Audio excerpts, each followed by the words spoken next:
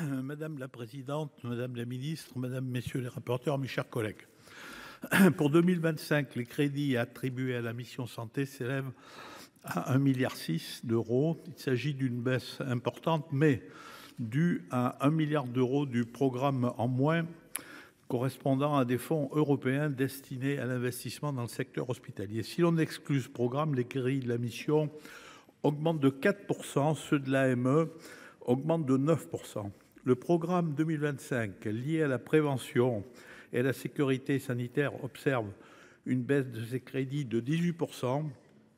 C'est une baisse conséquente concernant ce programme, mais nous saluons le maintien de la subvention de soutien à l'Institut national du cancer, sujet que nous abordons souvent dans notre commission, puisqu'il y a un mois, notamment il y a un mois avec la PPL sur le cancer du sein. Le cancer est la première cause de mortalité en France, touche de plus en plus de personnes de moins de 50 ans. L'INCa doit être en mesure de mener à bien ses missions. Dans le programme 183, la dotation au FIVA pour les victimes de l'amiante est stable à 8 millions d'euros et compte tenu de la dégradation de la branche AT-MP, il sera nécessaire de l'augmenter.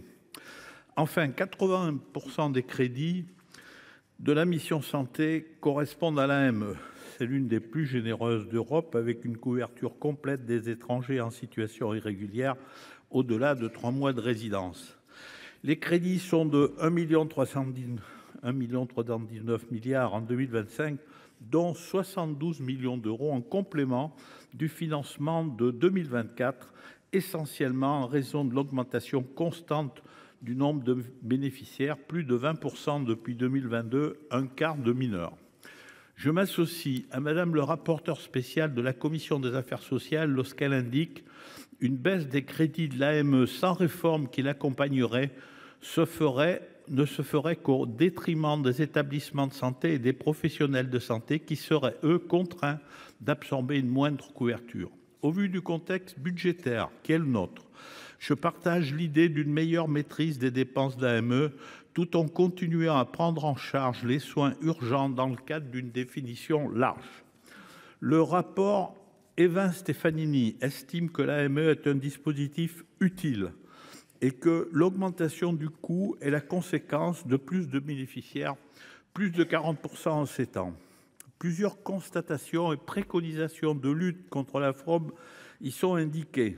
10% disent être venus en France pour ce mode d'accès aux soins, une augmentation de plus de 100% de délivrance de soins rapides et urgents. La non prise en compte des revenus des conjoints français ou en situation régulière. Un meilleur contrôle d'identité et adressage serait nécessaire. La limitation des ayants droit d'un assuré aux seuls enfants mineurs.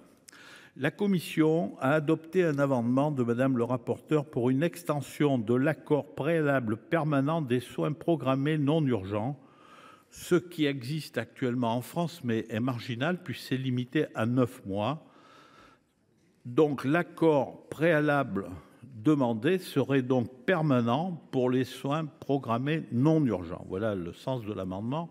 Bien sûr, il sera indispensable que l'autorité médicale avec l'État définisse clairement les soins programmés non urgents.